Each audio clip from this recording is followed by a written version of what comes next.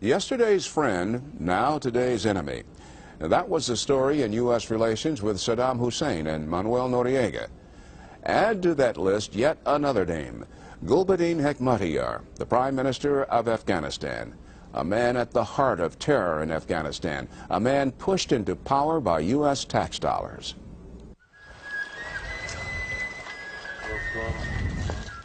Kabul, Afghanistan.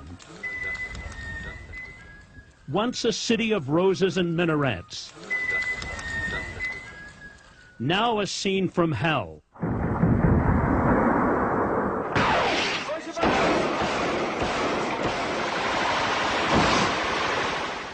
This is Kabul after the Soviet withdrawal.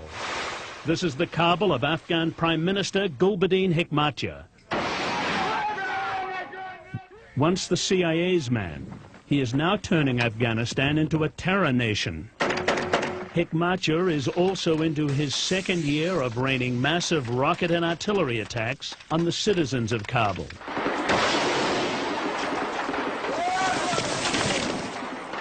It is from this chaos that the Afghan Prime Minister is able to recruit and train international terrorists, seeking out fighters ready to die for jihad.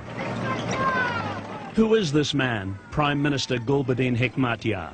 Destroying his own capital, encouraging Islamic radicalism around the world. Gulbuddin Hekmatyar is a creation of the intelligence services of the United States and Pakistan. His success, the result of the $1 billion he received from the CIA to fight the Soviets. U.S. support for Hekmatyar grew out of a desire to pull the Soviets into their own Vietnam. The CIA's overall strategy was a brilliant success. After 9 years of fighting, the Soviets bogged down in their own quagmire. The last Soviet troops pulled out in 1989. While the overall achievement was noble, tactically some errors were made. Some significant errors were made along the way. Error number one. Largely ignorant of Afghanistan, the CIA under President Reagan turned to Pakistan to take charge. The key here is that most American assistance to the Mujahideen was funneled through the Pakistanis. The Pakistanis showered Gulbuddin Hekmatyar with U.S.-provided weapons and sang his praises to the CIA. They had close ties with Hekmatyar going back to the mid-1970s. Hekmatyar's Islamic fervor played well with the fundamentalist powers of Pakistan. Their approach was that the assistance would be funneled to those groups that were fighting most effectively against the Soviets. They made the case that Hekmatyar's group was doing that. That was error number two, buying Pakistan's line that Hekmatyar was effectively fighting the Soviets. In 13 years, Hekmatyar scored no significant battlefield victories and sustained several serious losses.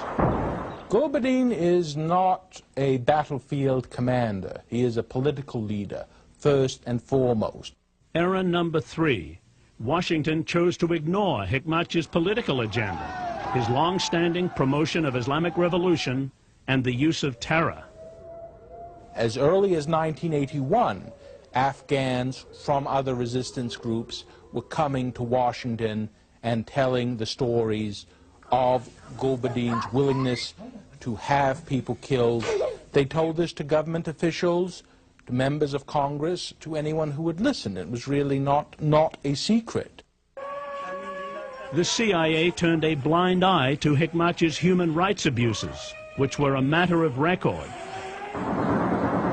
During this time, Hekmatyar made no secret of his contempt for the West, and the United States in particular. He's made anti-Washington, anti-United States comments for a number of years publicly. In 1985, Hekmatyar came to the United States on a CIA-paid trip, but he pointedly refused to meet President Reagan, the chief supporter of the Afghan resistance. Another key supporter of the Afghan resistance, Senator Gordon Humphrey, warned Secretary of State James Baker about Hekmatyar in a 1989 letter.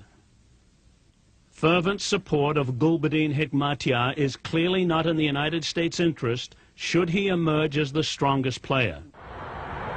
Astonishingly, Hekmatyar kept the CIA on his side until January 1st, 1992, when the CIA's Afghan operation ended. The CIA admits there were concerns about Hekmatyar and the 6 other Afghan resistance leaders, but these concerns were set aside. A lot of them weren't people you'd invite home to dinner. The reality is that you had to make do with the strategic situation that you found in Afghanistan. Now, Hekmatyar has turned against the CIA. At his heavily fortified headquarters 15 miles south of Kabul, Hekmatyar told CNN that allegations of terrorism are a CIA plot against him. This was part of a propaganda plan against Afghan Mujahideen. Today, Hekmatyar continues to shell his capital with stockpiled weapons given him by the CIA. Despite the bombardment, Hekmatyar has yet to capture Kabul. It is here in the ruins of the historic Darul-Aman Palace, more than 5 miles southwest of Kabul, that Prime Minister Hekmatyar occasionally comes to the office. Despite his threats, promises and compromises, this is the closest the Premier has yet made it to the center of power. Did the U.S. have to back such a man? Were there other Afghans less despotic and more pro-Western? Who may have been more pro-Western and also who may have been, had a broader base of support amongst the Afghan people, such as the forces of Ahmad Shah Massoud. Ahmad Shah Massoud has certainly been the foremost battlefield resistance commander of the war. He is an educated, thoughtful leader, and certainly of all the Afghans thrust forward by the war, certainly he must be considered number 1. Massoud is the one Afghan with the power to thwart Hekmatyar and his ambitions. Starting with a handful of supporters at the beginning of the war, Massoud fought off 9 major Soviet offensives aimed at destroying him. Yet, the CIA largely ignored Ahmad Shah Massoud during the war. Despite pressure from Congress, despite pressure from the State Department, urging support for him. Massoud was too busy fighting the war to lobby for aid from the United States, and the Pakistanis did not trust his independence. But in the end, Massoud was so successful in fighting the Soviets that the Wall Street Journal called him the Afghan who won the Cold War. In the end, it was Massoud, not Hekmatyar, who liberated Kabul from the communists. His forces now control the key installations in the capital. Massoud told CNN he emphatically opposes Hekmatyar's terrorism and always has. From the first days of the war, Hekmatyar advocated terrorism.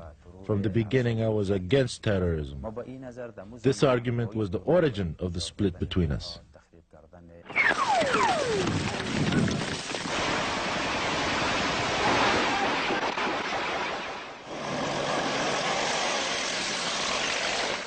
Divided in chaos, Afghanistan continues to attract Islamic radicals, a situation aggravated by income from a booming narcotics trade. Now, Massoud is reaching out to the United States and the West to help end the crisis. The West has 2 concerns. First, terrorist bases, and second, narcotics. Without Western support for the central government of Afghanistan, there is no way to stop narcotics or terrorism. The United States cannot afford to ignore Afghanistan. Instability in Afghanistan is not in the interests of the United States. It is in the interests of those who promote Islamic revolution. We ignore Afghanistan today really at our peril. And if Afghanistan was in the headlines in the late 1980s for all the right reasons, Afghanistan may well be in the headlines for all the wrong reasons in the 90s if some of these issues aren't addressed.